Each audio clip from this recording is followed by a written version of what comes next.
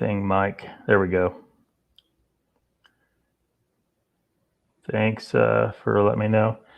Hello, everyone. Welcome to Lockbeard Phenomenon number 24, Paranormal Christmas. It is Christmas Day this Saturday, 2021. Christmas stuff happened, and I am late. But thank you for everyone that showed up. I'm sure some people went ahead and took off. I see Iveless B is the first one in chat there. Says, hey, Lockbeard, want to come on the stream for 10 real quick and promote your show? I would have if I was here. But thanks and welcome. Sandra Piper says, hey, Lockbeard, Merry Christmas. Merry Christmas to you. Welcome. Uncle Moans, welcome. Lester Taylor, welcome to you as well. Ernie Roberg, welcome and Merry Christmas to all you guys. Let's see here. I'll just pop all these through real quick.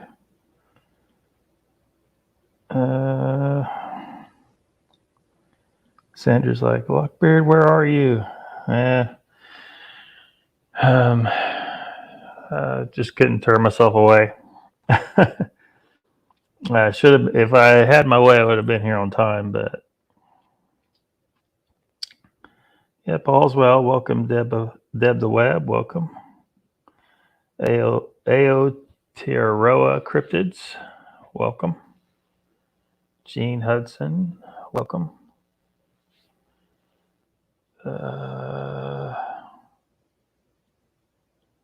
Yeah, I'm okay. Yeah. Hopefully we'll see you.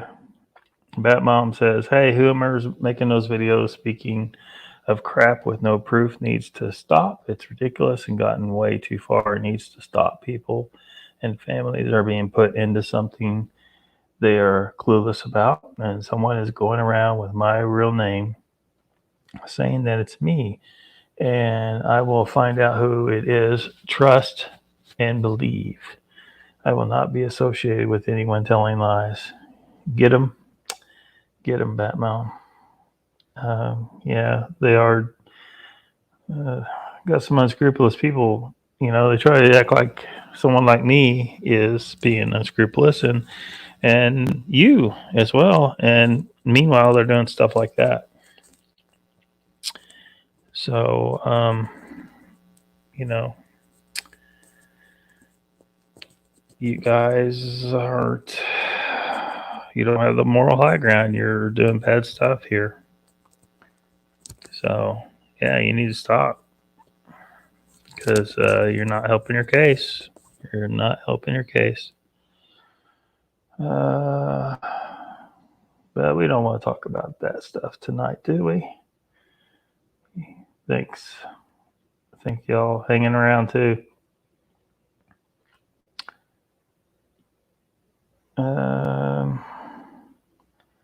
5x5 lock.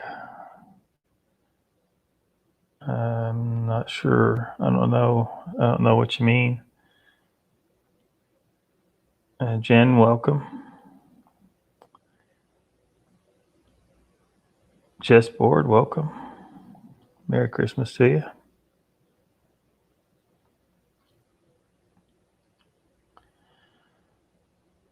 Hopefully everybody had a good Christmas holiday.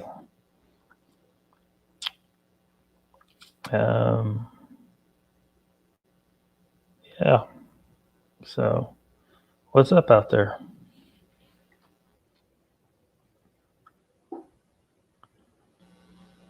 Chessboard says Lockbeard Highlesby would like you to come over for like 10 minutes on his live stream. Yeah, I saw that message. It was the first one in. He was saying to promote my show, this show, but I was already really late. So Yeah. So that's probably not going down, but yep, I am here.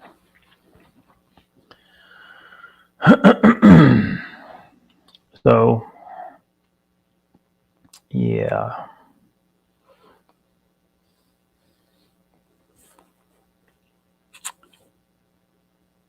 So Christmas is a lot more paranormal than people think. How much of it's true or not, I don't. But there's a lot of interesting legends and some things in movies too that are like the creatures that are associated with Christmas. So I find those interesting as well. Some of them. I didn't put the Grinch on my list. I almost did. Maybe I should have. But there are so many things, and I'm not going to mention anywhere near everything. All the legends are out there. There's so many, and some of them kind of cross with each other. Where you'll have one legend that started more recently than the other, and they've been able to trace that it has connection to it, that it evolved out of the other one. So so do you talk about them as one thing, or do you talk about them separately? I don't know. Just forward saying hi to some of you. Angel Nolan, welcome.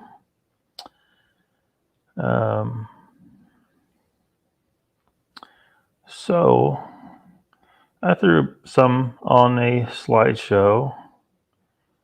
Some interesting things. The first one is definitely out of a movie. Just to warn you, it doesn't come from. Well, it kind of comes from legend, but as a Christmas-oriented thing, it's not really.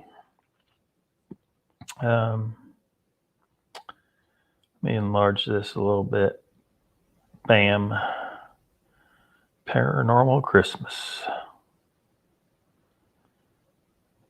Oh yeah, I totally did that. Mark Dobbins here. Good day to you. So y'all remember this movie?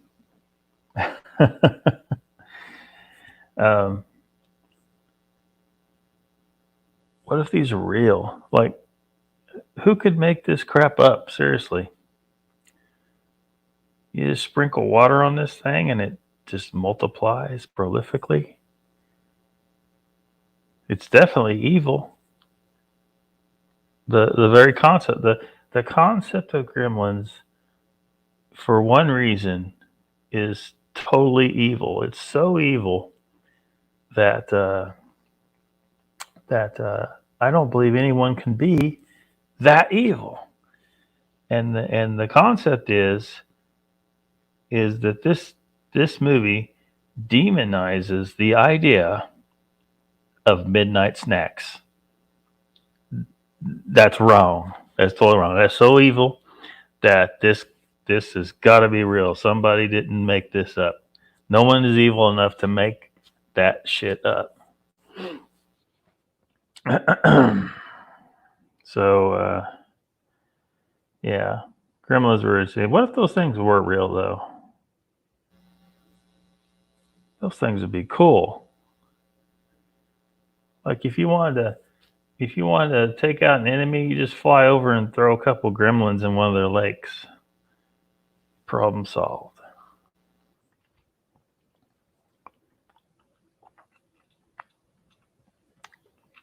Sandra saying hi to Mark.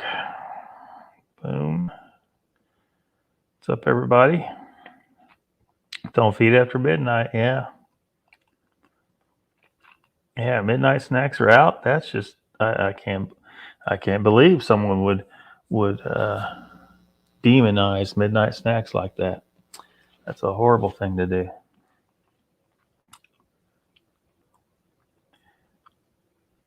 Now that being said,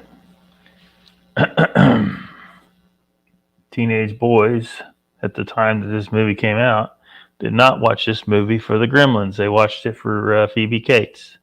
You know it's true. Don't deny it. The second one was pretty cool too. The whole genetic experiment stuff, where they could come up with a variety of different versions of Gremlins, but um, I'm not sure. You know, like with a lot of movies, when they make the when they make a sequel, they can't remotely uh, live up to the original. You know, they just should have left it alone. And Gremlins probably they should have left alone. But you know, with the variety of Gremlins they were able to come up with, made it kind of cool. And yeah, so that counts as kind of a cryptid, a kind of a paranormal thing, Christmas oriented. Okay, maybe that one was a stretch. Maybe that one was a stretch. So um, I wonder how many people remember or know about this one. This is because everyone remembers the other ones, the other ghost in this story. But I bet a lot of people don't remember this one, the ghost of Jacob Marley in Christmas Carol, who was someone that Ebenezer Scrooge knew, who came to him at the beginning of the story and told him, you know, what was going to happen to him, kind of. And so there's a ghost. There's something paranormal, something Christmas oriented. I thought about putting Jesus on this list, but maybe I shouldn't do that. But he's kind of paranormal, isn't he? And then, of course, there are the ghosts themselves, the ghost of past, present, and future, or you know, Christmas past, so on and so forth. Um, yeah, so seems like Christmas is a ghostly time, every bit as much as Halloween, maybe, almost. It's pretty damn ghostly.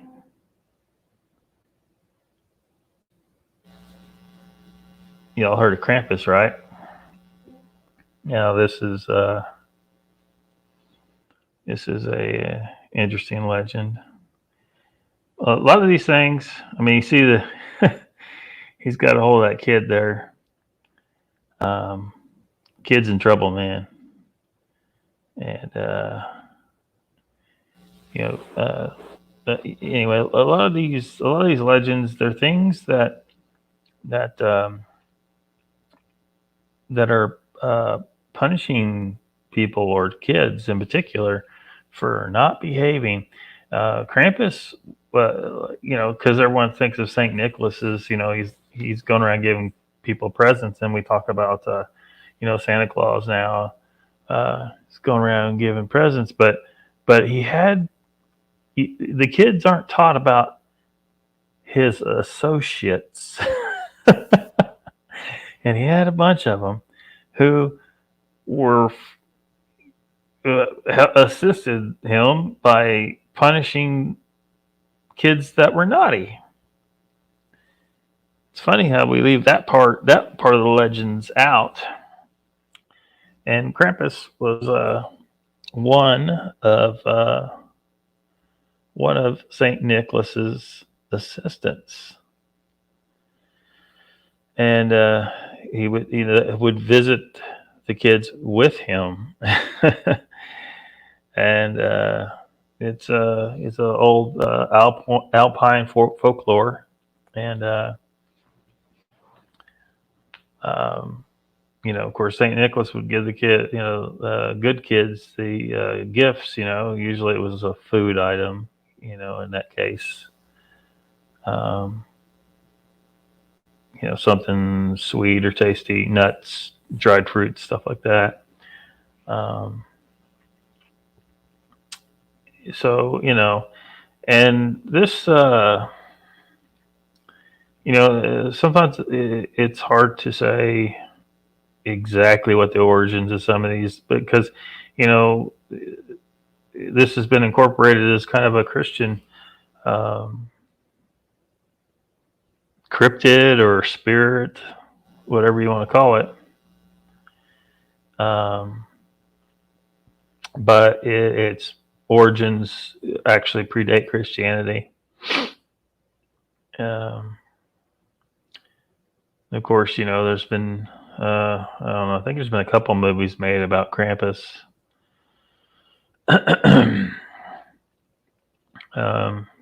And there's celebrations and people dress up as Krampus. It's kind of weird.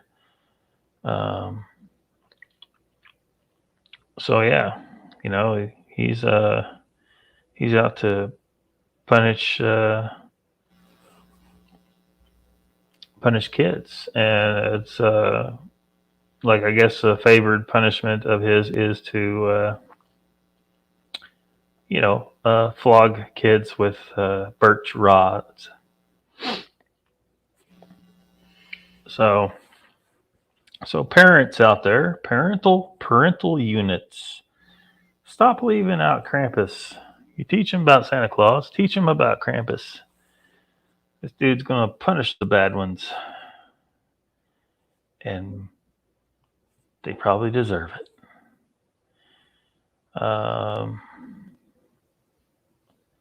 Yeah, Sandra Piper says yes to Krampus. Anonymous Yeti says season's greetings from Yeti Stand. Awesome. Christina's here. Welcome. Thanks for dropping by. Merry Christmas to you.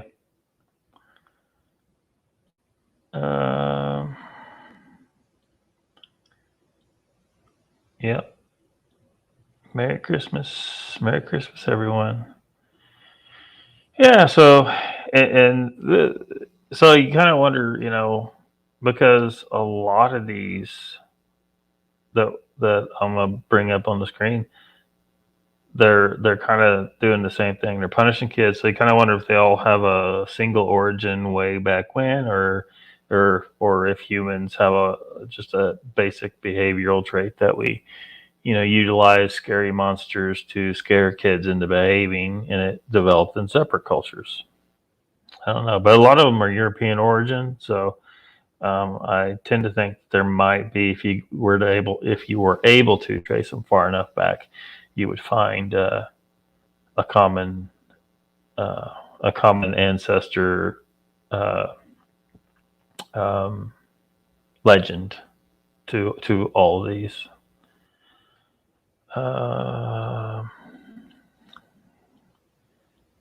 Chat started moving a little bit there. Hellos and more hellos. Old Man Winter. This is a Christmas entity, isn't it? In charge of the cold time of year. Some more hellos and Merry Christmases going on there.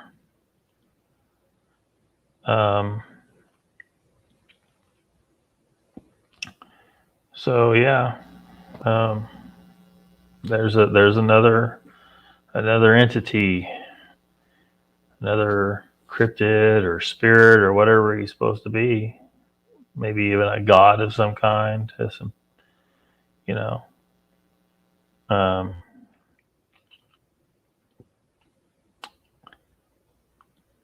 so yeah. He's called a personification, but that's kind of the same as a god. Um, it's supposed to be. Um, it's supposed to come out of Greek mythology and pagan culture, but in the Greek mythology, I don't know how much y'all know about Greek mythology. That they had it set up where each of the gods um, uh, had dominion over a certain aspect of life. Um, like you had a god that was in control of war, and a god that was in control of love, and all these things. So it kind of fits with all that. Um,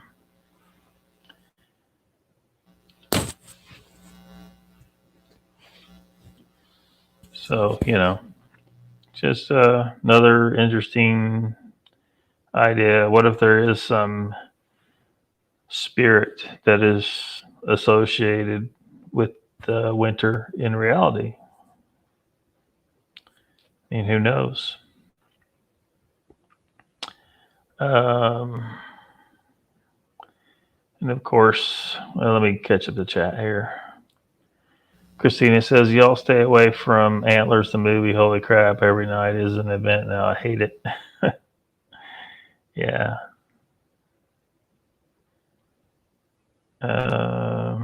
State you live in. Never heard of that movie, Antlers.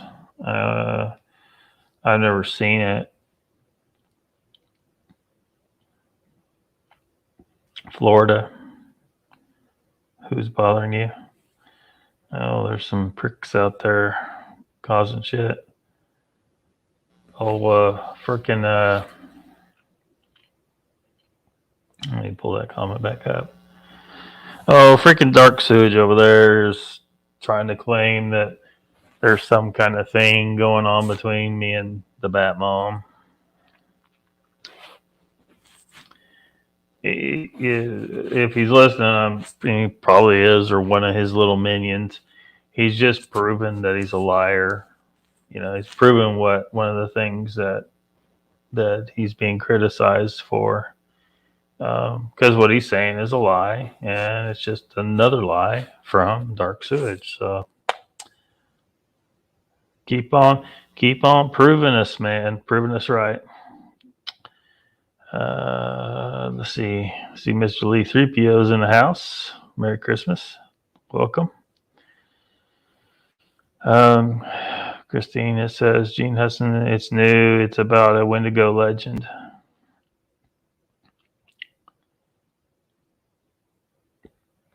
No, says the Bat Mom.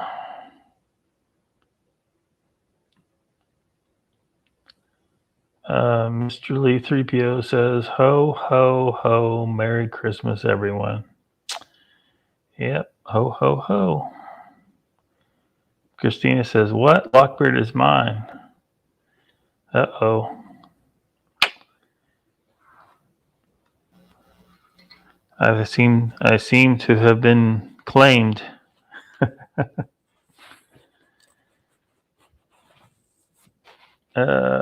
Gene Hudson says, oh, thanks, Christina. I don't mess with those movies. Gene says the Batmom to me is sounded like they did that crap to blame you. What the heck? I can't even type tonight. So who's next? Someone very similar, Jack Frost.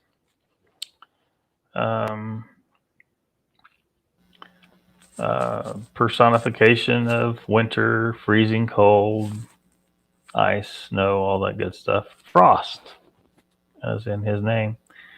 It was just kind of a variant of Old Man Winter, and that's why I was saying what I was saying earlier. Is some of these maybe aren't truly maybe some of these should probably be talked about as being the same thing, that they are both originate from uh, the same legend. Uh, so, and he's supposed to be kind of like a sprite. Um, and sprites are, um, kind of like a fairy. They come out of European culture as well. And it's another supernatural entity associated with winter. Old Man Winter and Jack Frost aren't necessarily specifically Christmas, but I figured I'd throw them in here and that they count. Um, so yeah, let's see here. Check the chat again. Uh, Mr. Lee getting all those hellos in. Going now. Have a blessed night, says the Bat Mom. You too. Merry Christmas. Ignore the sewage. Mark Dobbins says, Merry Christmas to you too, Mr. Lee, and also to Jen. Merry Christmas. Be happy.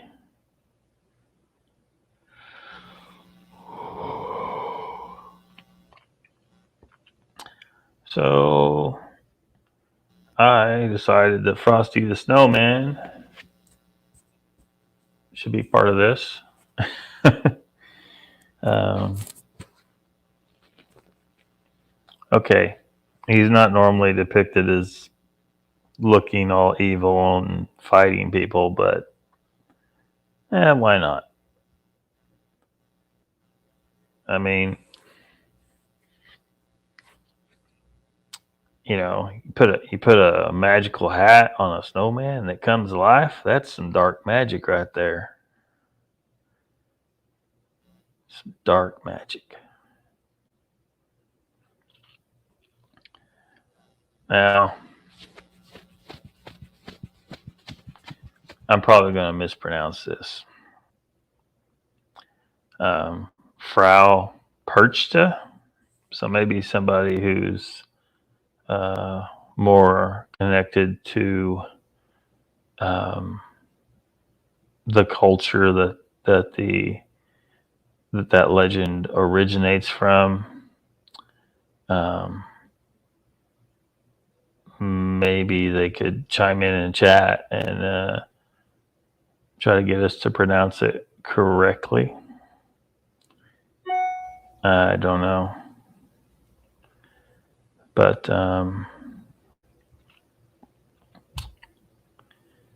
yeah, sometimes she's portrayed as this old woman, and then sometimes she's portrayed as a young, beautiful woman. Mark Dobbin says, Merry Christmas to you, Gene. Have a wonderful Christy break.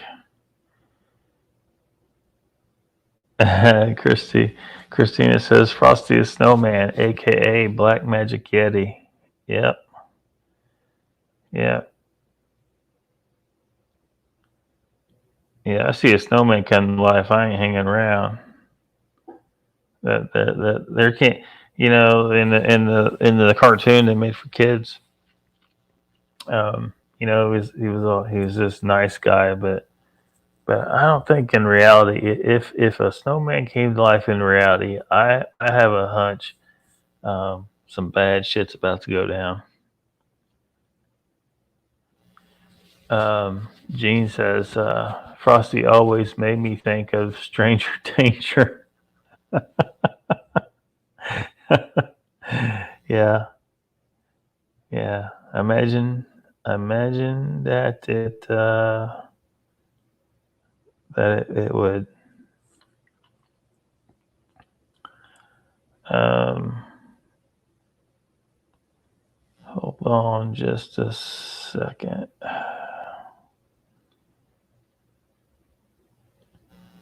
Christina says he melts in the sunlight. Darkness hates light. Yep. See? Frosty's freaking evil, man. Gene Hudson says only played with children and got them to tell lies to parents. Oh, man. Live snowman? Nope, says Andrew Piper. Yep.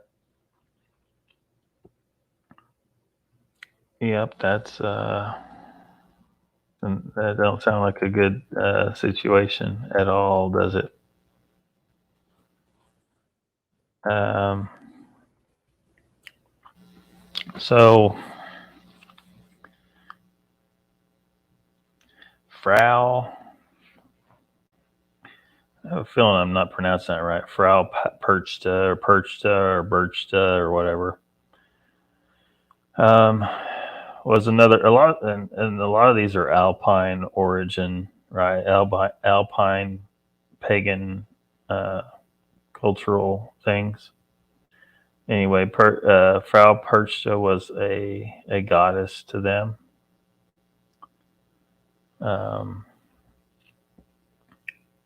And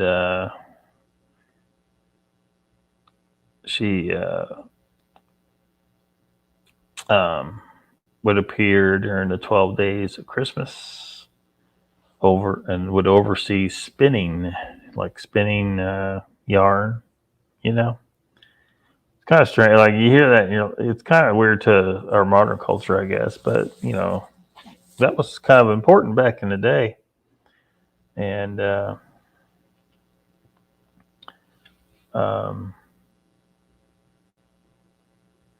so yeah, I mean, it was just because no one spins yarn today. It's just not a thing. And in some of the legends, she has this big foot, and that might have something to do with people who were spinning. The women, would get what they called splay foot, so it probably has something to do with that. Anyway, during the holidays, they had this. You weren't supposed to engage in spinning, and so Frau Perchta was supposed to uphold that. But there we have another Christmas entity or goddess, adding to, Christmas being very, very paranormal. It's very paranormal. Even though most people think, most people don't believe in these things anymore. And, I don't know how much people really took these ideas seriously in the past. Maybe they took them really seriously. But, and maybe it was just based on a real person that did stuff back in the day. Who knows? Christina says the hat came from a bad man magician. Yes. Evil person's hat made the snowman come to life when the children asked. Yep. Gene Hudson says, I thought I was the only one who got creeped out by Frosty. Christina says the hat held the evil magic. Yep. Gene says, oh yeah, people still spin their own yarn and more people are earning with prepping.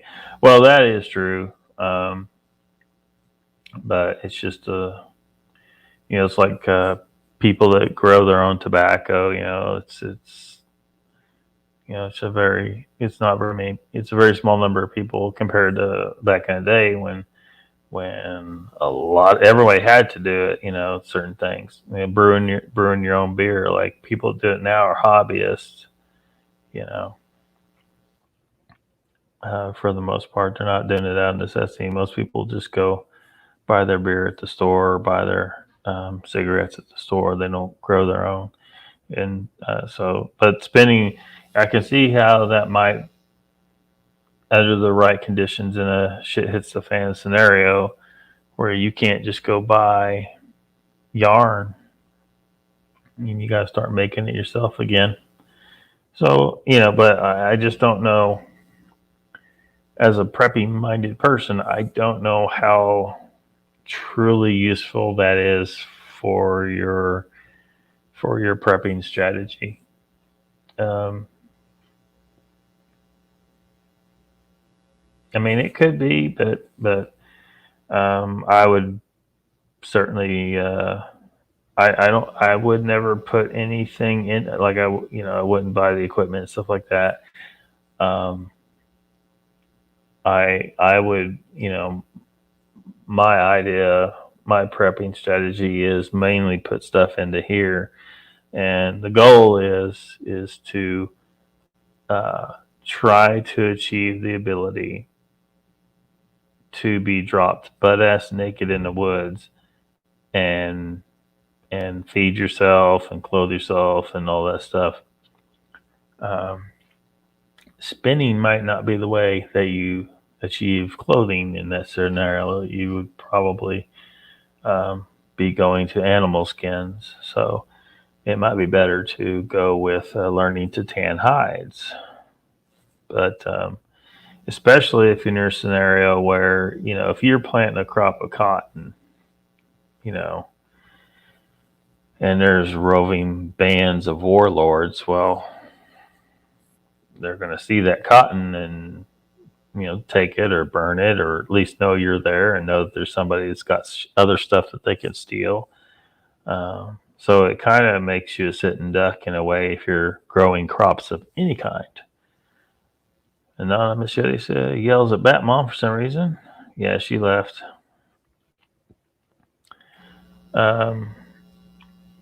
Mr. Lee says he got some high-def binoculars from Santa to watch the spaceships.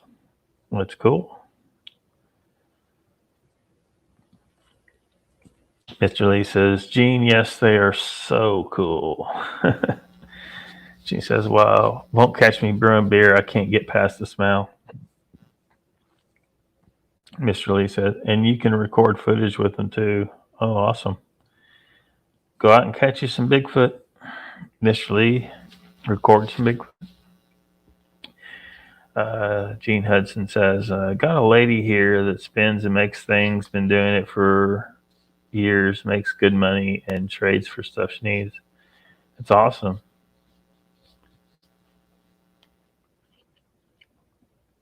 Christina says, Gene, we have breweries here. I love that smell. Gene says, so Mr. Lee, let us know what you catch and don't be looking in windows. I'm sure he won't. Sandra says, nice gift from Santa. He must have been really good. Yeah, he's been good. Too cloudy though. So happy. You won't look in the windows, Mr. Lee? Anonymous Yeti says, I caught Santa, but he bribed me to let him go. Awesome. All right. I'm definitely going to butcher the pronunciation of this one. Jolaco-Turin? Jolaco, Turin. Let's see. Gene says, my brother makes knives and weapons and also tans hides. We all can, but tanning hides is hard work. Yeah. I almost wonder if one should just, if things are that bad, just migrate to a warmer region and just don't wear clothes.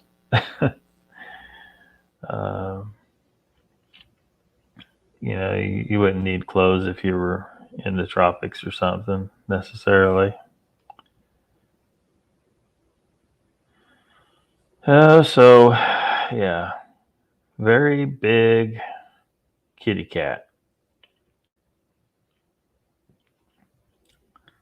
Um,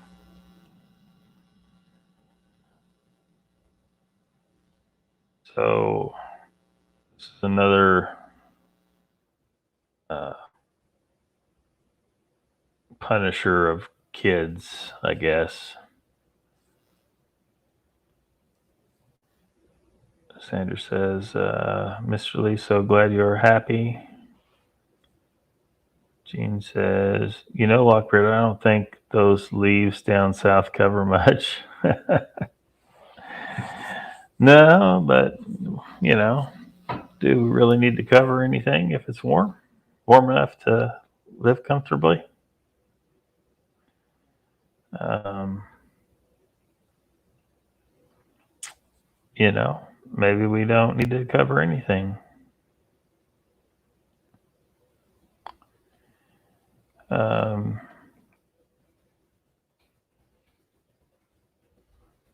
so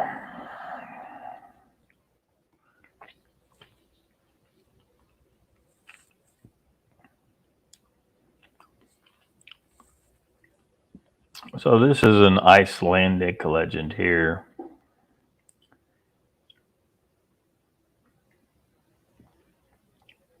Mr. Lee says, Lockbeard, how was your Christmas? Did you eat lots? I had so many carbs. I actually was good about that. I pretty much ate almost entirely meat, a little bit of just like a couple, like maybe 3 tablespoons worth of boiled squash and a couple olives. But beyond that, I just ate some turkey with some gravy on it. So I kept it keto, Mr. Lee, and I didn't eat a whole bunch. Because as long as I eat the right stuff, I am not that hungry. You feel so fat right now? Yeah, I bet. Um,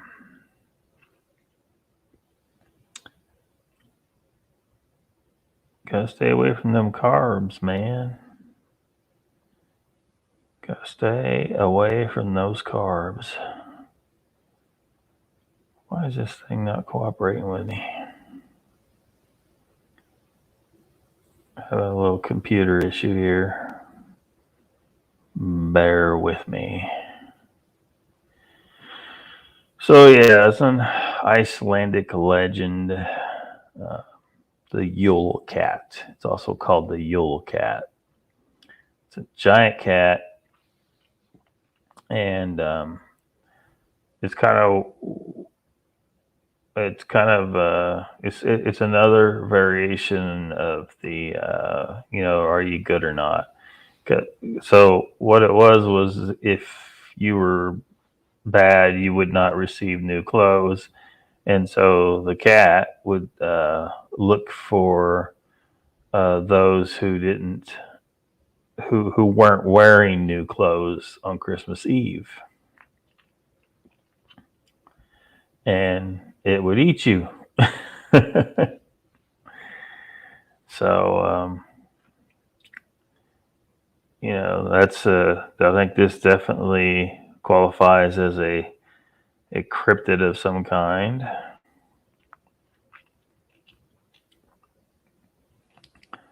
Once again, it's a paranormal Christmas.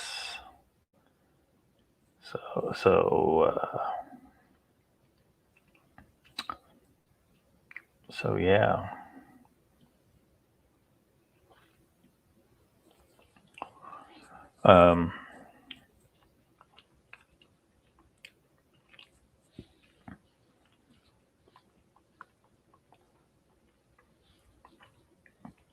So it was, it's thought that this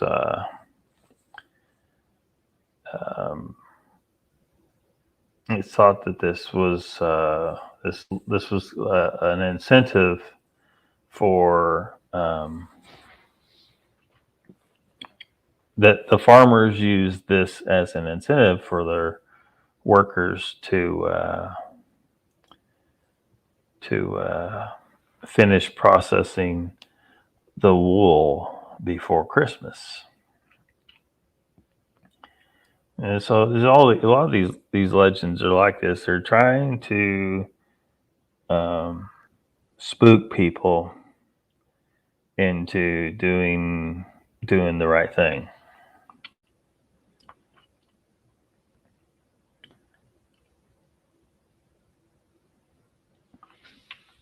But yeah, it's definitely a cryptid. Gene says, Mr. Lee made scalloped potatoes and ham and had a quiet day. It was nice. With bread and good butter, can't ask for a better meal on a cold, wet day. Anonymous Yeti says, I had a tasty roast yak. Just kidding. It was raw. Yep. That's the way to do it, man. Gene says, give me the carbs and chocolate. Mr. Lee says, yum. He likes scallops, just fried in a little butter. I think she was talking about scalloped potatoes, but not scalloped. Scallops. Scallops are awesome, Mr. Lee. You're damn right. Fried in a little butter. Although you can eat them raw. Some people even they'll get the scallop out of the sea and eat it right there. Looks tasty. Joe Laco-Turin looks tasty. Well, you probably look tasty too. You better wear some new clothes, or he'll think that you didn't do your job. Mr. Lee didn't eat the cake though. Mr. Lee, seafood would kill me. Must be allergic, Gene. Gene says, I always wondered how much truth was behind some of these legends. I know UK got those big black cats. Yeah. Only thing is like, how would a big cat? Why would a big cat refrain from attacking people with new clothes? With these new synthetic fibers, maybe they wouldn't smell good to them. But in ancient times, they didn't have synthetic fibers, so I don't know. Gene says, Mr. Lee, life is short. Eat the cake, or at least take a piece for later. Yeah, scallops are awesome. It was too full. Give it another hour. I can fit that cheesecake in. And brownies.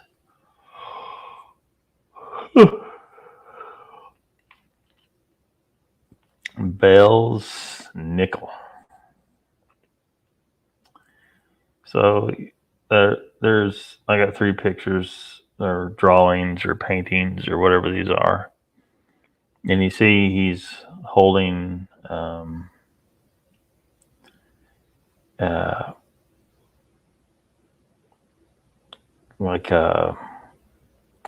like some canes or something, and if you guessed that those were for punishing kids, you would be correct. It's supposed to be this guy wears fur, gives gifts, but he's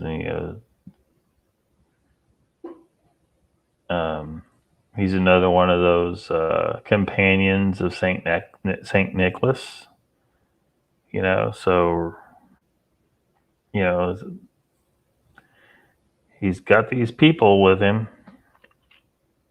that that punish kids. So it isn't just Santa Claus running around with gifts kind of situation.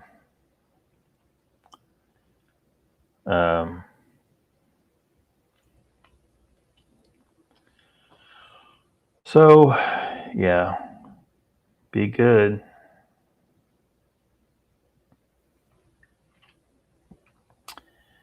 Or you might get spanked.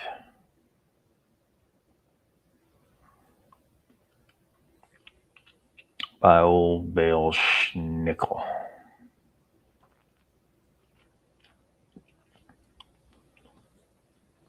Anonymous Yeti says, ha ha ha, Yetis don't wear clothes, but now I know how to lure one in.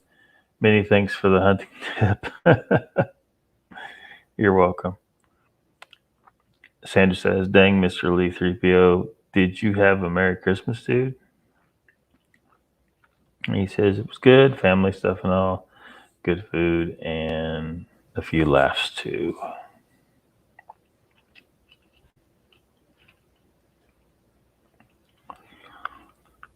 Hands Trap. Now, this guy,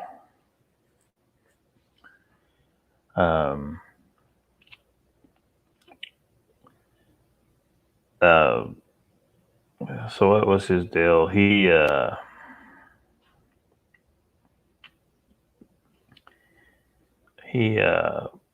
as I recall, was this rich guy, and trying to remember exactly how the legend goes. Like I think it was the one. He's the one where it was him and his wife as well.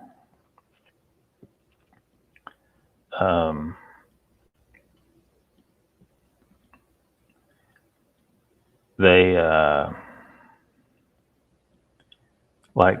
killed and ate some kids, and were punished for it.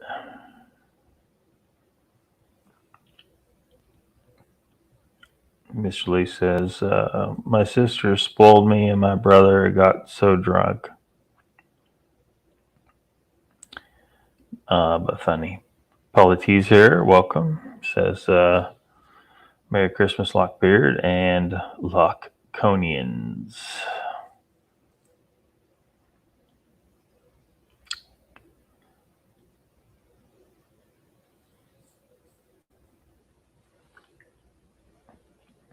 Uncle Bones. So you find the hands trap legend real quick.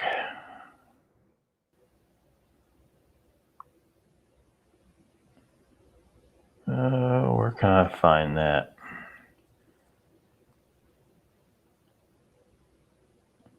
Just a second.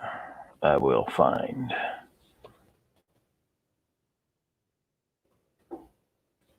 I will find it somewhere.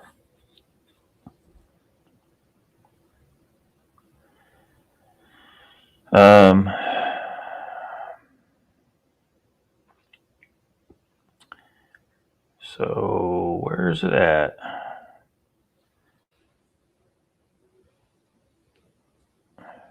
Well,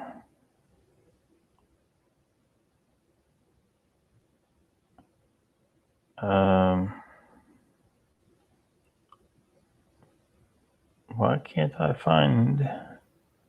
It's got to be somewhere.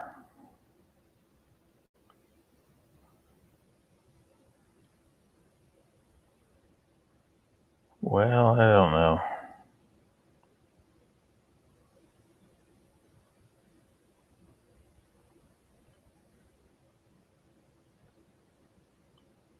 I'm just not finding it anywhere.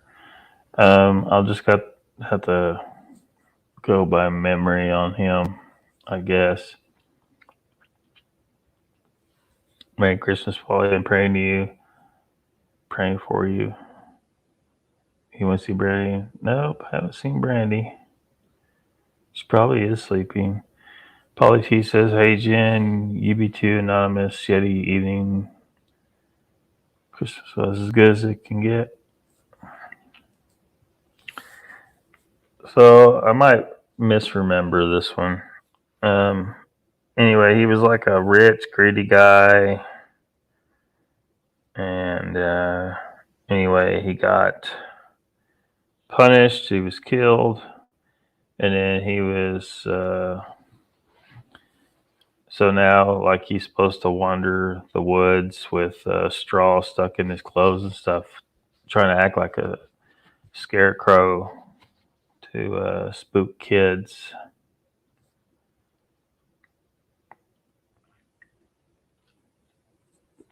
So technically, a ghost, you know. So it's another Christmas paranormal Christmas thing. But yeah, he hangs out with Santa Claus. You know, there's a bunch of these. They hang out with Saint Nicholas or Santa Claus or the both of them, or depending. Okay, now I found. It says based on a real German knight.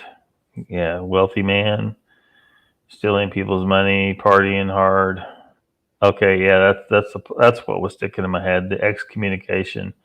He was excommunicated, and it should say he was a Satan worshiper somewhere here, because as I recall, he was a Satan worshiper, according to the legend. Yeah, well, here we go. They don't say it like that. They say he sold his soul to the devil to pursue a life of sin, which forces him into a hobby of eating human flesh. He was banished from society and lived in the woods dressed as a scarecrow.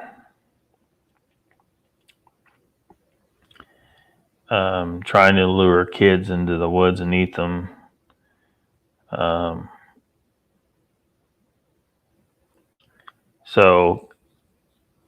And God decided to strike him down with a lightning bolt. Yeah, he was struck down with a lightning bolt. And then he ended up helping St. Nicholas by keeping naughty kids in line.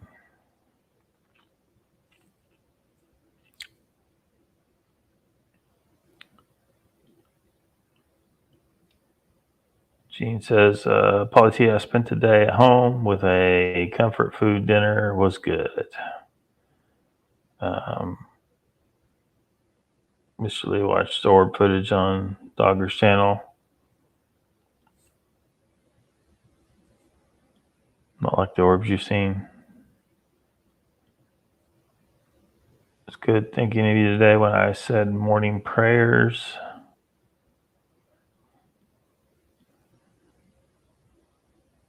Scrooge, you didn't repent. Yeah, definitely. Yeah, or at least he didn't get a chance to. Mr. Lee says, "What time there, Lockbeard?" It's 7:45, Mr. Lee.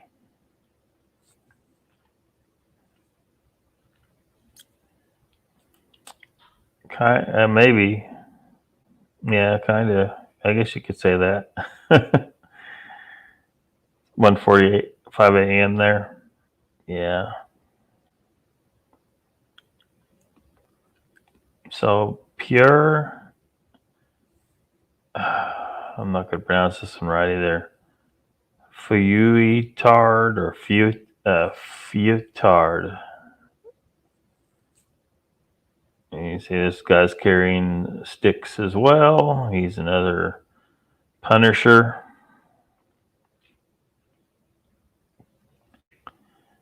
So there's so many of these.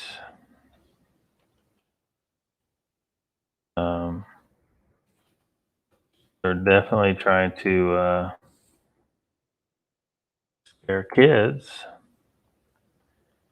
into acting right, this guy also hung out with St. Nicholas. And he would either or both give you a lump of coal or beat you if you were a naughty kid.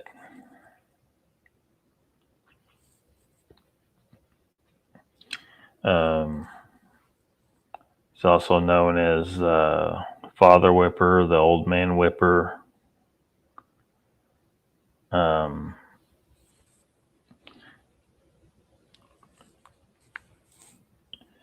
And he caught 3 boys that appeared to be rich. And he's the one, with his wife, and they killed the kids in order to rob them. And another version says that they drugged them and cut their throats, cut them into pieces, and stewed them in a barrel. St. Nicholas discovers what they did and resurrects the kids.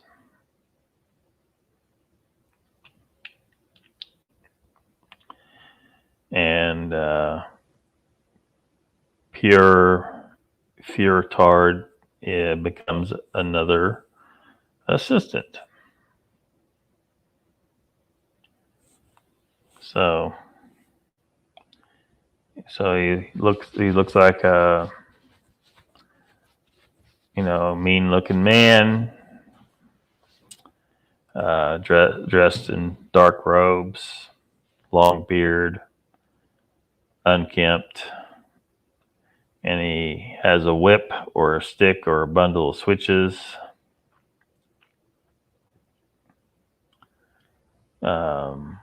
Or he might have a backpack to carry away kids. And I think this picture, well, I know it is. It's someone. There's places where people dress up as all of these things, really, except for the gremlins. Gene says it's 8:45 there. Paulie T says burning the late night oil. Yeah, I don't think Mr. Lee sleeps. That's why I think he's a bot. He's named after C-3PO for a reason. He'll be up all day now, probably. Yeah, Mr. Lee is the most sophisticated bot ever. He's managed to fly under the radar of everyone until Lockbeard discovered he's a bot. Anonymous Yeti says, so another flunky of Krampus, this one in charge of France. Why do you say that?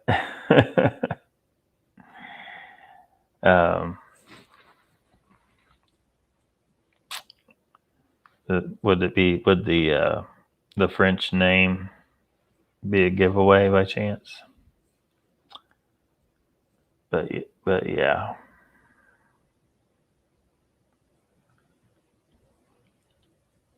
Mr. Lee says that beard is rubbish.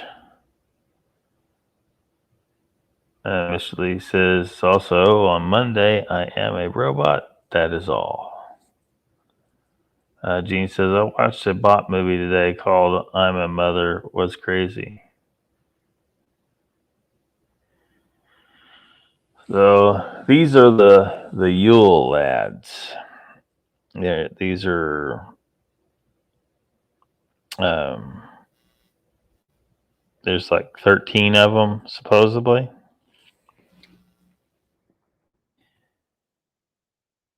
And they're like supposed to be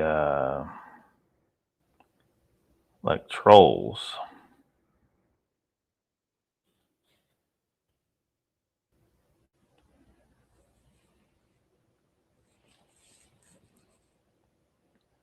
And Yeah, there's 13 of them. They're pranksters, and they steal or harass people.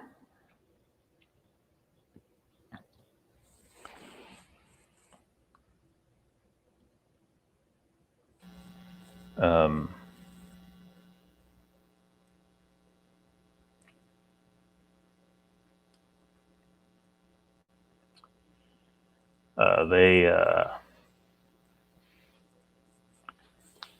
they arrive, or one by one, over the last 13 nights leading up to Christmas or Yule.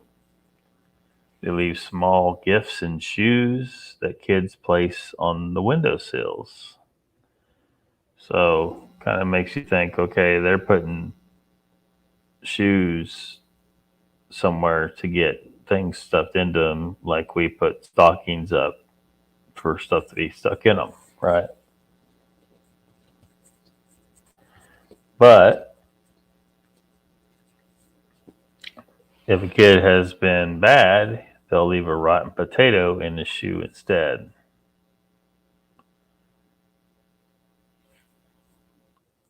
Um, Gene says, I've seen that. Or Mr. Lee says to Gene, I've seen that.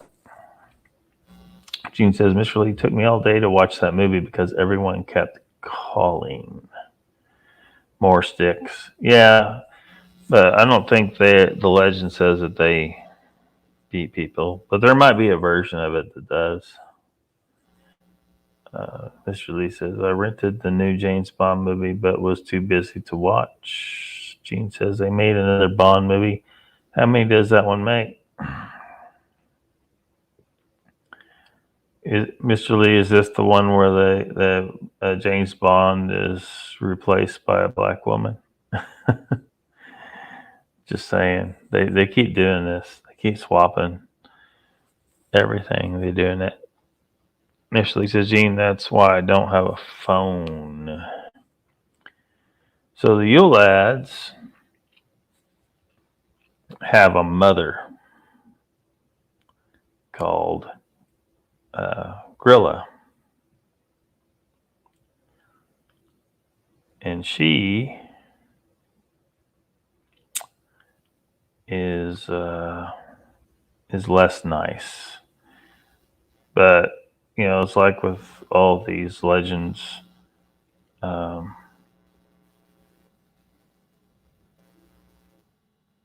was, they've been modified or adapted from other legends, and so Grilla may not, in the original legends, actually been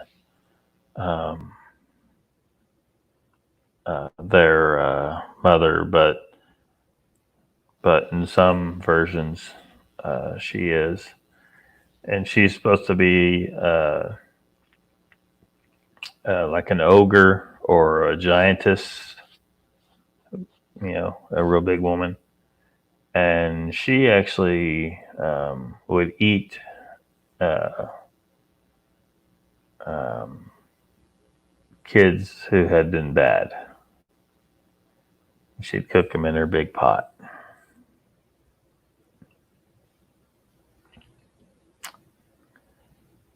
Pretty gruesome. Mr. Lee says, my new binoculars require a mobile to record, though. Huh. Bond, woke feminist Bond. Yeah, they're turning everything woke, man. They just won't stop. Just do it to everything.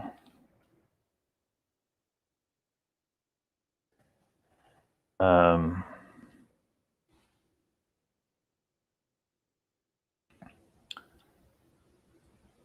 so I want to find.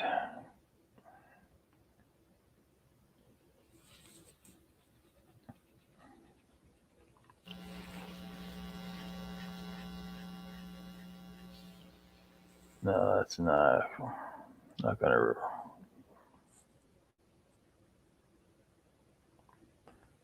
Let's see here.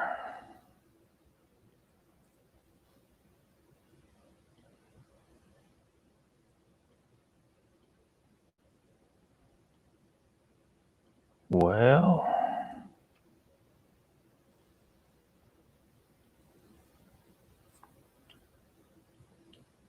just looking for a more expanded version of her legend, but I can't seem to find it.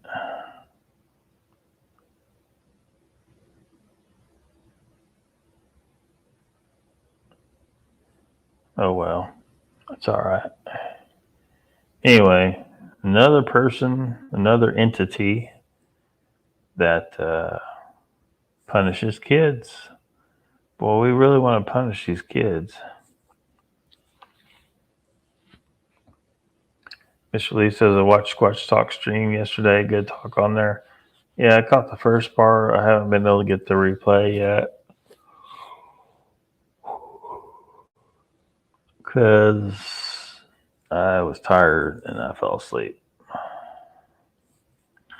None of us yet. He says there must have been a bumper crop of bad kids around in those days to keep all those cryptids fed and employed.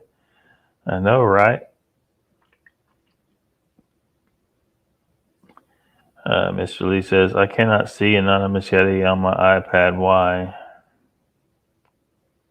I don't know. But YouTube does that sometimes. They'll hide certain people from certain other ones for some reason. And I don't know why.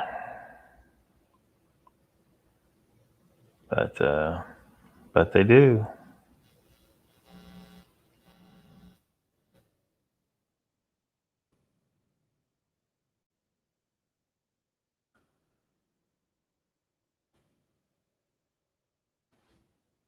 So the next one.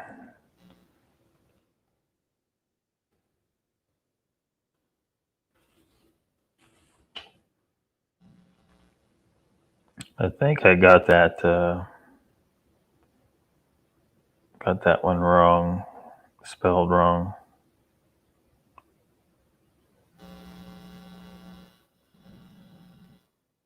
Look up the appropriate spelling. I can't find it.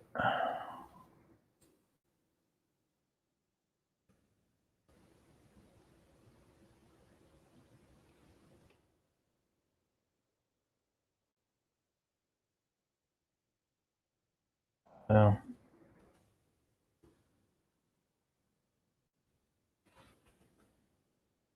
dang it. Well, I can't. Of course, I wouldn't be able to pronounce it right anyway.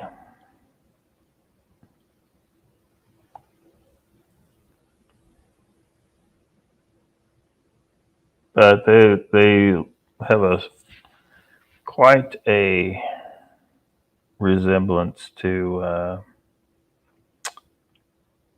I'm losing the name. The one we were looking at earlier, Krampus.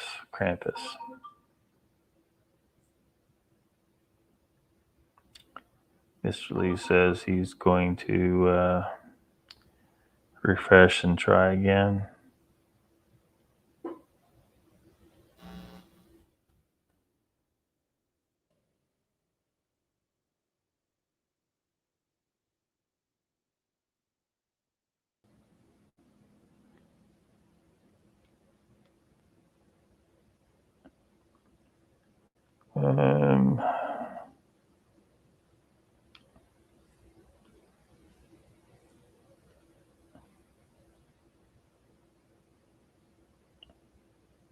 Well, why?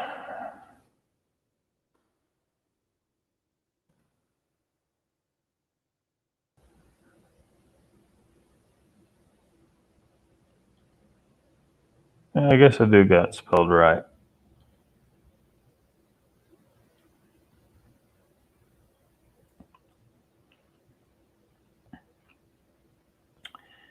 I think it's pronounced Stragelli, but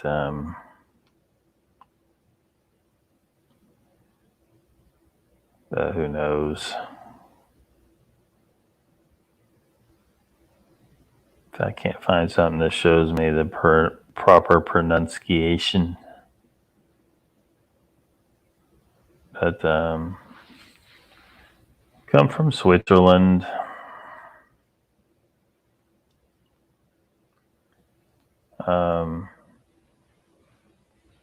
You're supposed to leave offerings from the feast for them. They're associated with Perchta. So you give them food, basically, and you get blessed by Perchta.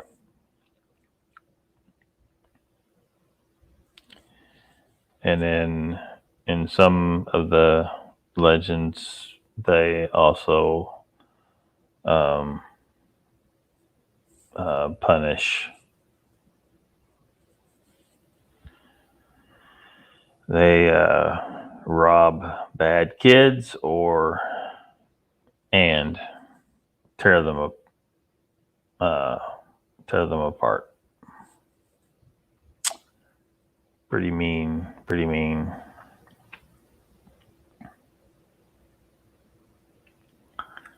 Mr. Lee says he thinks the Sasquatch is a forest person with supernatural powers, he has concluded. Perhaps. And this weird one, Marley Lewid,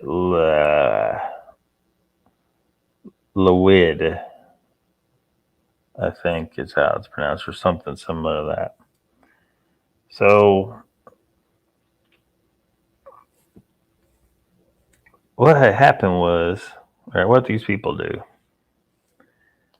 they'll get, sometimes they use a fake horse skull, but sometimes they use a real one, and then they hang ribbons and sheets and stuff off of it, and they'll go and they'll try to get in your house, or they'll knock on your door or whatever. They'll ask to come in or something to that effect. And the people in the house are supposed to like sing or to refuse to let them enter.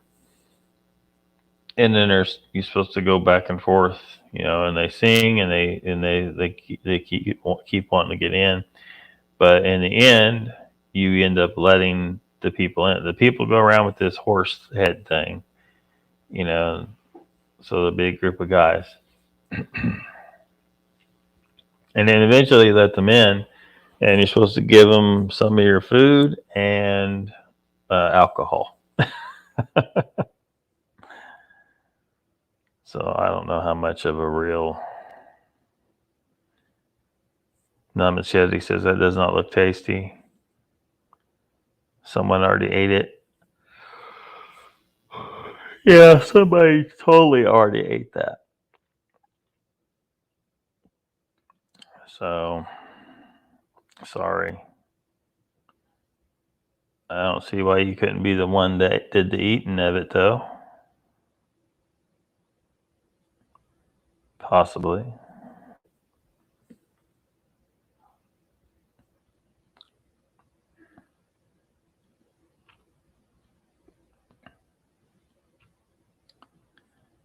So,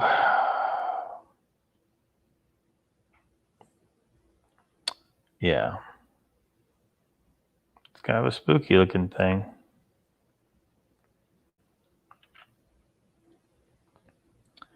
So you can have this little guy. Tom 10. There's some other names for it. Cannot see another shitty Merry Christmas though, says Mr. Lee. Yeah.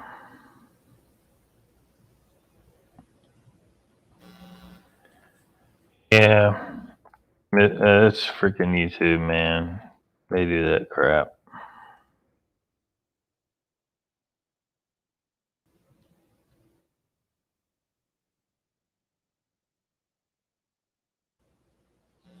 So this guy is like a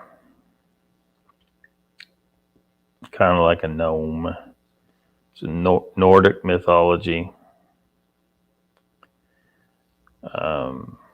associated with Christmas and the winter solstice. And they're short, have a long white beard, wear a cone-shaped hat.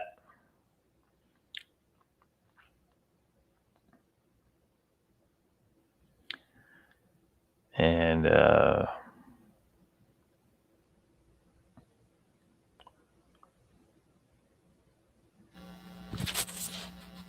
they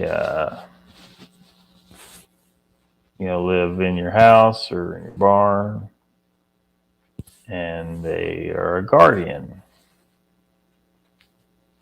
They protect you, your family, and your animals from evil, and may also do chores. But they are supposed to be short-tempered, and if you insult them, they'll play tricks on you, steal stuff, or maim or kill livestock. So that's kind of extreme for something that's supposed to protect your animals, but you offend them, and then they will kill the freaking animals.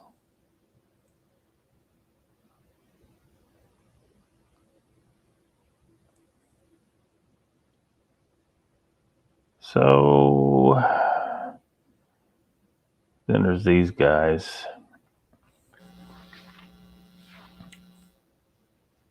Mr. Lee says weird. Namachete says greetings from Yeti Stan, Mr. Lee. Yeah, that's one good thing about me popping a lot of the chat on the screens. Mr. Lee would have not known you were ever here because of YouTube doing the YouTube stupid crap. So anyway, these little elves hang out with Santa. As far as I know, they don't do any punishing. They make you little gifts. But I'm sure they're up to something. Just look at them. And of course, there's the reindeer. These horned beasts that fly through the sky. That's got to be some dark witchcraft right there. Gotta wonder about old Santa Claus. He's hanging out with little imps and these cloven-hooved, horned beasts that fly through the sky like witches. And there's the man himself, Santa Claus. Now just look at, now let's look at his name first. His last name is Claus. You replace that U with a W. It's a whole different word, isn't it? And his first name, Santa. Well, if you take the N and move it to the end of his name, it spells Satan. And he's dressed in red. Isn't that Satan's color? Red. He goes around and he flies to the sky, hangs out with these imps, his sleigh. Well, maybe we could spell sleigh Slay. I don't know. Anyway, his sleigh's drawn by these horned beasts. And then he breaks into your house. And then he says, ho, ho, ho. Well, I don't know about you, but I don't like people breaking in my house and calling every woman in the house a hoe. That's not nice at all. And how did he get in there anyway? He squeezed down the chimney? What kind of black magic is that? And then what does he do? He teaches kids about greed. Because the kids, they all want stuff. Santa Claus brings them stuff. teaches him greed. And then he's also a glutton. He eats cookies at everybody's house. So, I mean, sounds like he's a symbol of a bunch of most of the deadly sins. I don't trust this guy at all. And to make it worse, every year there be some guy dressed up as Santa in all the stores, eagerly waiting for everybody's children to sit on his lap. I think he's up to no good. It's gotta be.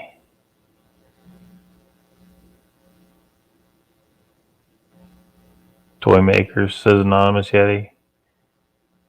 8 tasty reindeer, yep. Patty Troy says, I never see Santa in the same way again. Yeah. Yep.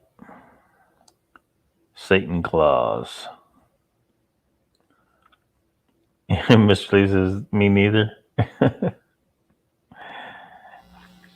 And Donna Shetty says, and Santa is a foul-mouthed jerk. Just released a video about him. We captured his ass in Yeti stand. Did you? Patty Troy says, hi, Gene and Mr. Lee. Merry Christmas. Merry Christmas. All right, there's a real cryptid right there.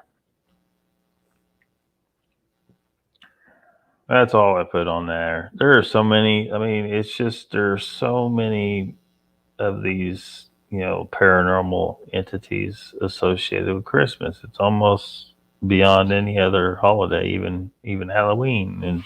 In some respects, we had some gnomes and elves and trolls and ogres, goblins, spirits, gods,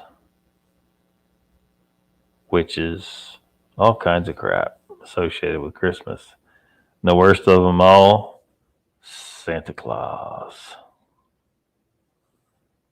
Gene Hester says, LOL, Lockbeard, do you think, like my daughter, 70, she has the neighborhood kids convinced the ice cream truck is to kidnap children? Yeah. You never know. You gotta watch out for the ice cream truck.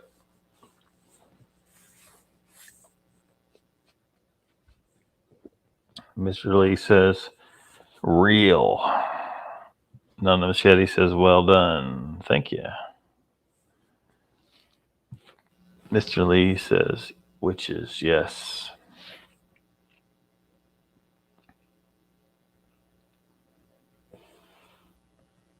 Patty Troy says, Gene, that's a good idea your daughter has. Yeah. Uncle Bone says, great rundown, Lockbeard. Thank you.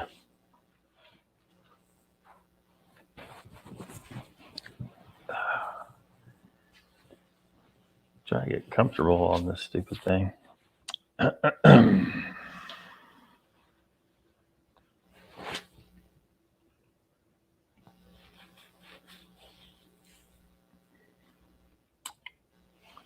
No, Machete says Yuletide and Saturnalia pagan festivals are also this time of year, which is where most of these things come from. Yeah. I think they're all derived from older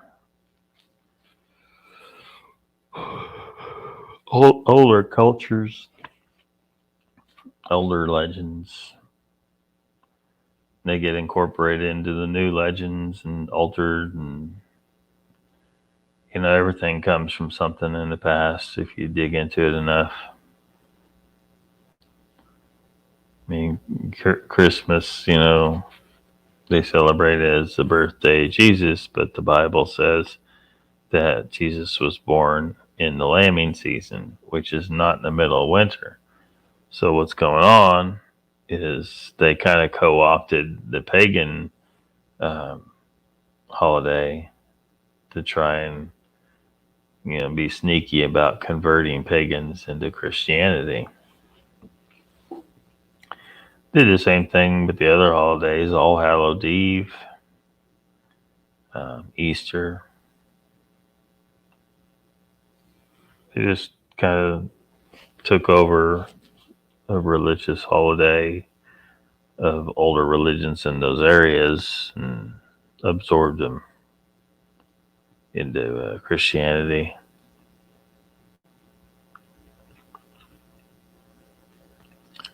So I don't know. There was just so many different paranormal entities associated with the holiday. Just thought that was kind of interesting.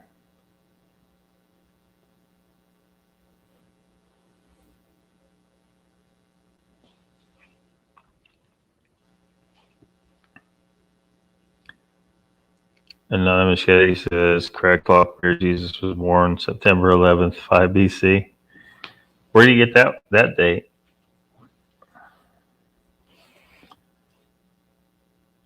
Mr. Lee says it's raining cats and dogs here.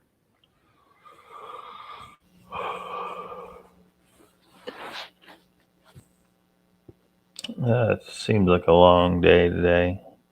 I woke up at 2 a.m.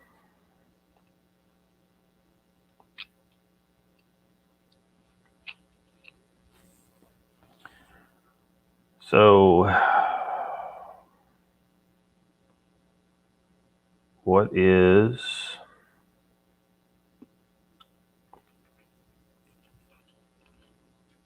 the situation out there? It's Christmas Day. I figure most people would be too busy visiting with their family to be on YouTube. What are we all doing here?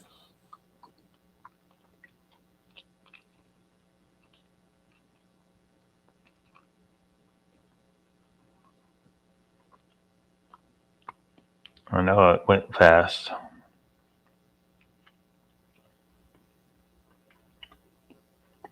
Back to work on Monday.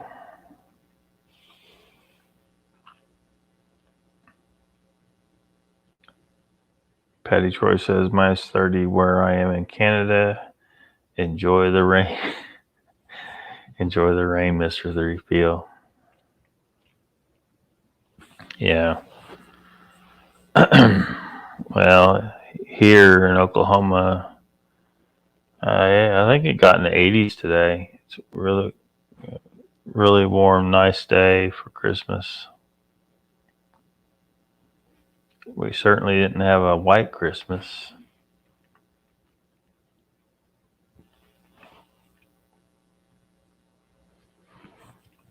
Not Machete says biblical scholars for the day and month, the inaccuracies in the current calendar when they did the changeover centuries ago and got the date wrong for the year. Yeah. Yeah, they've gotten a lot of things wrong out of the book.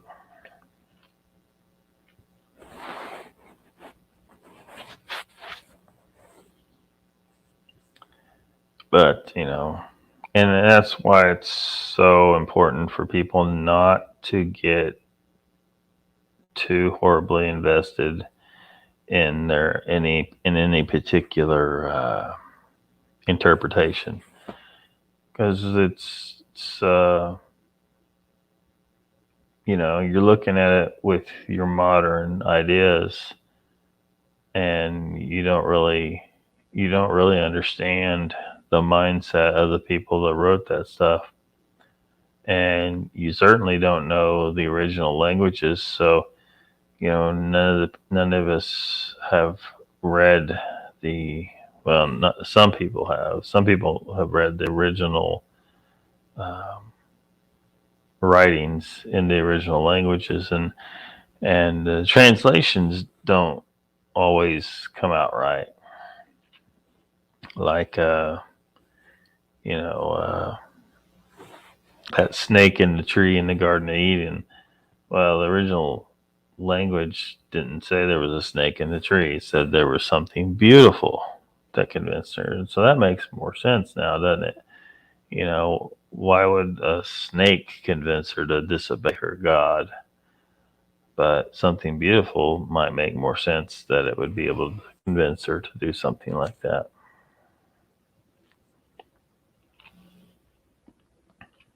Gene says it is 25 degrees here in Upper Michigan. We are having a heat wave. Don't even need jackets yet. Pedro says I'm jealous. And Machete says always do your own research. Yeah, totally. But just don't take it literally.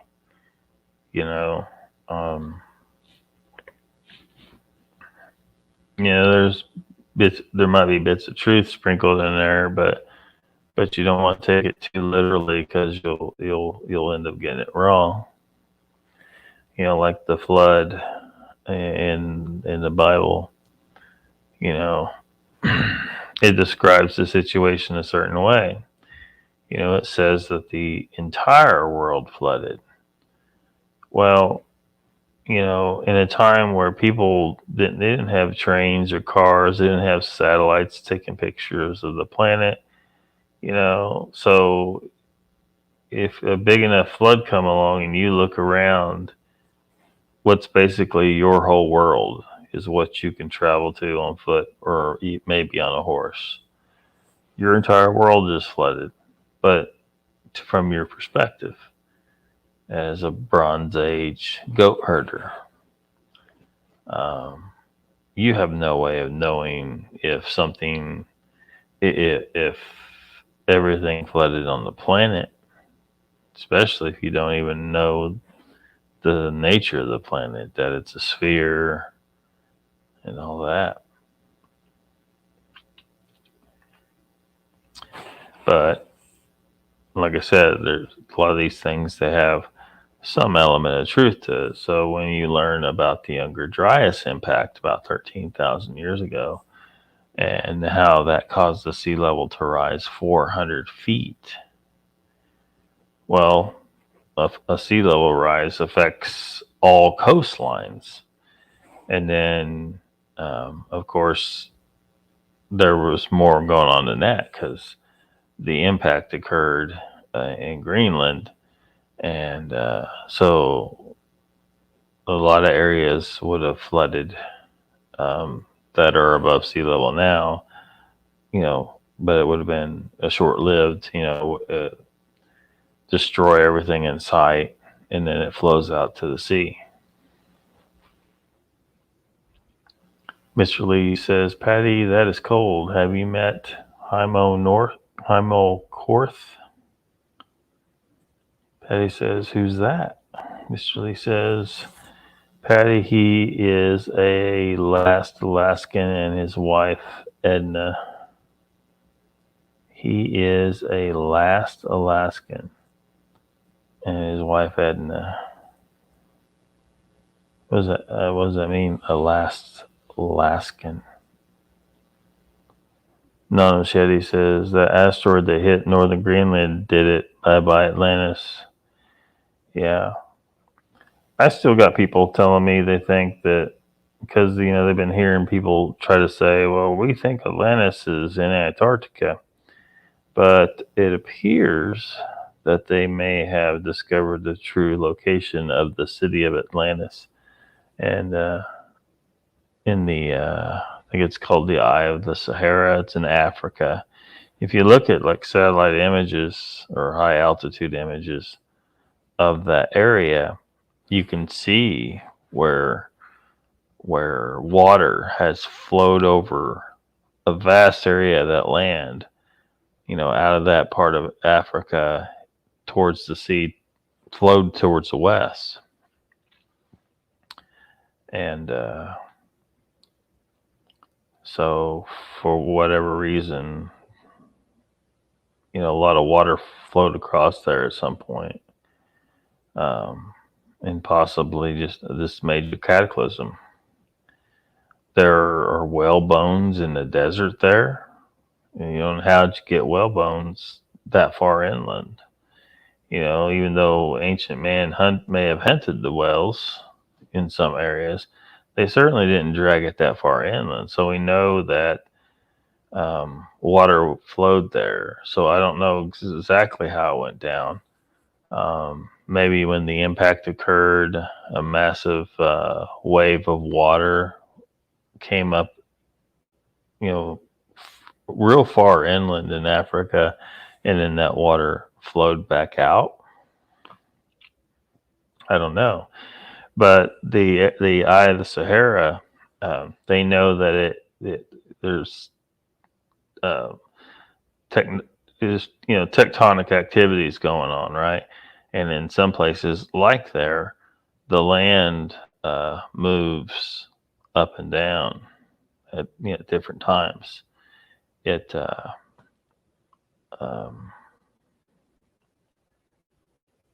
people, they don't, if they don't understand that happens in places where the land itself will go up or down, or even both, depending on the time. That could explain some stuff there, because the Eye of Sahara is pretty far inland in Africa, and it was supposed to have water in those rings in that structure. And so, the sea level went up 400 feet, right, during that cataclysm. But that would not explain how there could be water in the Eye of the Sahara. But geologists have determined that area there moves. So the land itself changes elevation. Now that might explain some things.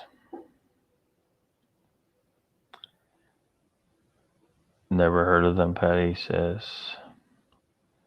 He's written some primitive survival books. Patty says, I should look him up. The way the world is going, I may need to know some of them survival skills. Gene says they had a YouTube that they found a stone hedge in the Great Lakes. A stone hedge? Another Shetty says that's an extinct volcano. Robert Seffer talked about the kid on the Bright Insight channel started that Atlantis thing. Yeah, he talks about it a lot. Seems to make sense.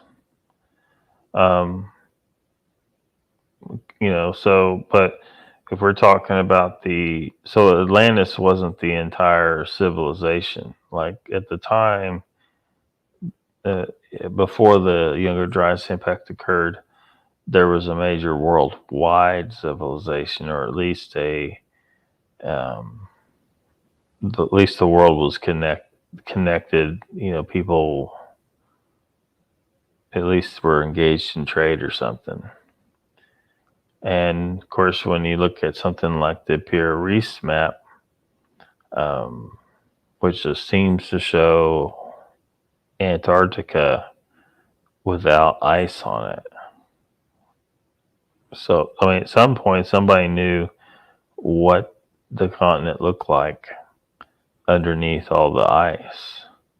Well, how would they know that unless there were some major changes and a continent like that was totally livable? But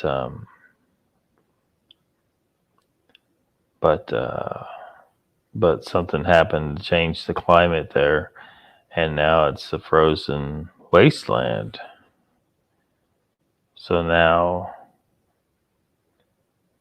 knowing that there was this major worldwide civilization that had tremendous construction capabilities, able to build things out of massive rocks that fit together way too tight in some places.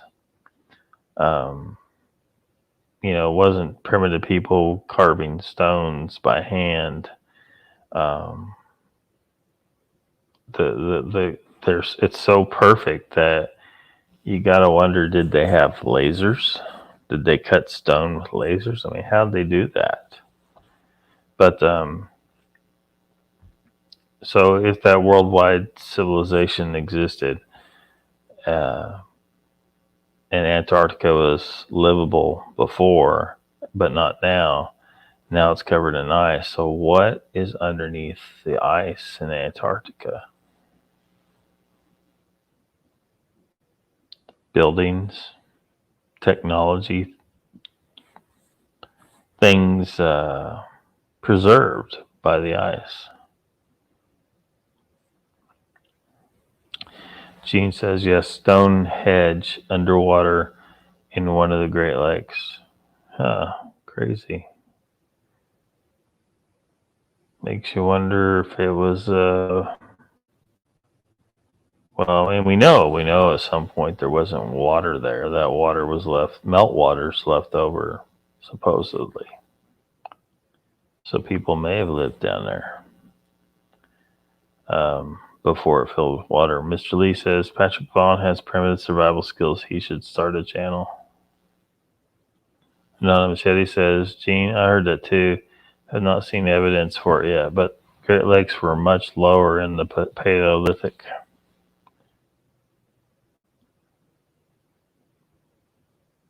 Lockbeard, Chessboard says, Lockbeard Pierre Reese map 1500.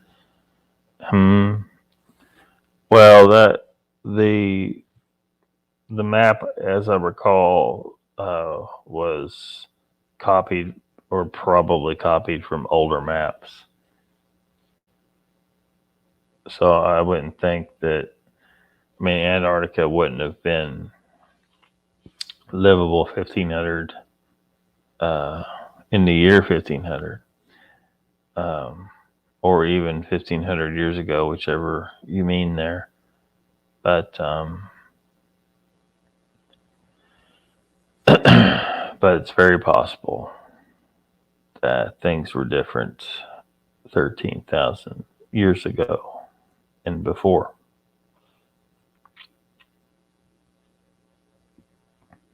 So who knows what's down there? Of course, now, you can't claim land down there. The major world governments signed the Antarctic Treaty, and this,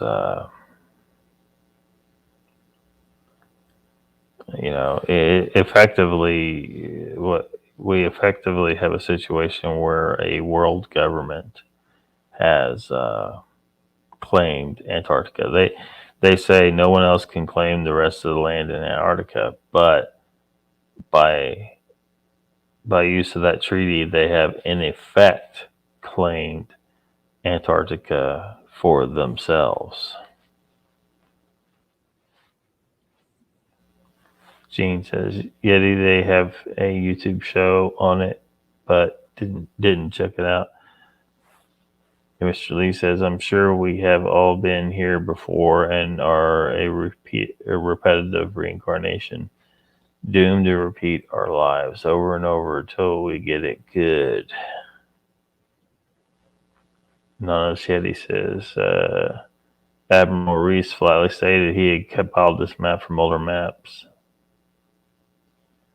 Yeah, so there you have it.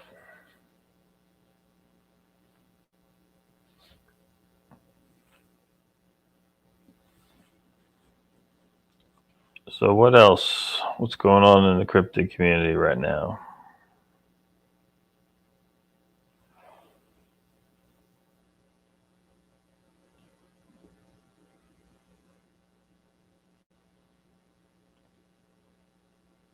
Just where it says Anonymous Yeti, exactly nothing new under the sun.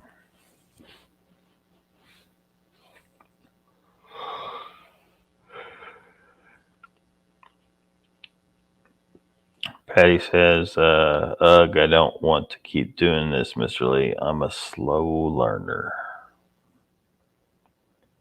Mr. Lee says, Sasquatch. You say Sasquatch a lot. wonder why. Danny, he says, nothing.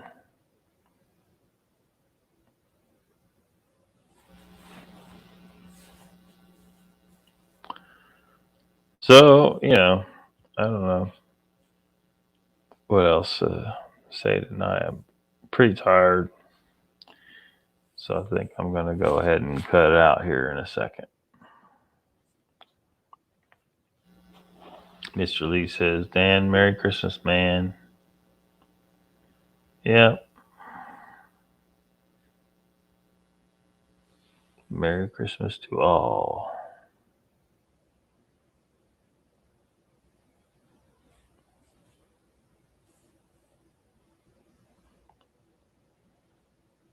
So if there's nothing else, I think I'm going to wrap her up.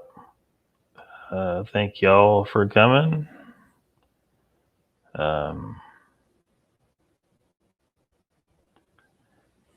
don't know if I'll see. Well, one, I don't know if he's going to do a show. He probably won't. I imagine a lot of people that would be doing a show tonight won't be because of the holiday.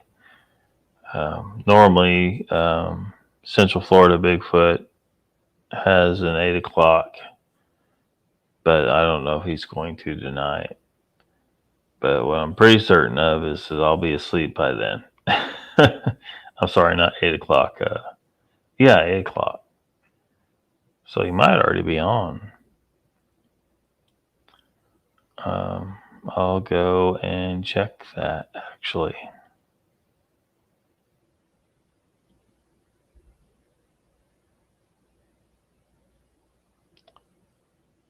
I don't see him.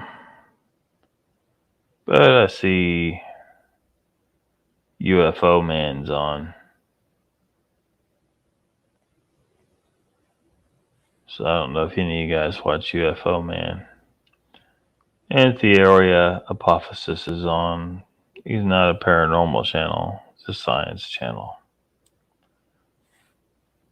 But I think a few of y'all do watch him sometimes.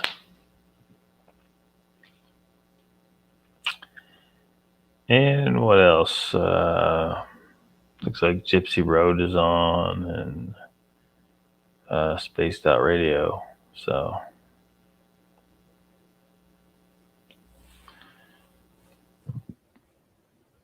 there might be something you guys can check out if you're not ready to hang her up like I am. Mr. Lee says, like Groundhog Day, it's a good movie. Anonymous Yeti says, good show. I need to go crush another yak and eat again. Well, enjoy. Gene says, Merry Christmas, Lockbeard. Good night. You too. Wagon Breath's here. Catching the last couple minutes. Uncle Bones says, thank you, Lockbeard. Have a good night. Thank you, Uncle Bones. You too. Chessboard says, thanks, Lockbeard. Have a good evening. You too.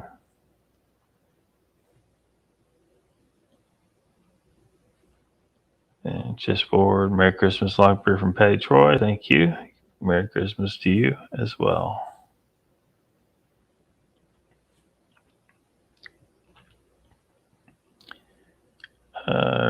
Cassie is doing a reading on SOR.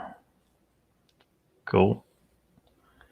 Mr. Lee says, big Merry Christmas to all and those I can't see in the Lockbeard stream. Yeah, I can't believe they do that to people. And sometimes it just seems so random that you got to wonder why. What an algorithm is making that happen. Well, thank you all. Go ahead and cut out. Y'all have a good rest of your holiday season. I'm sure I'll see you before New Year's. Y'all have a good night.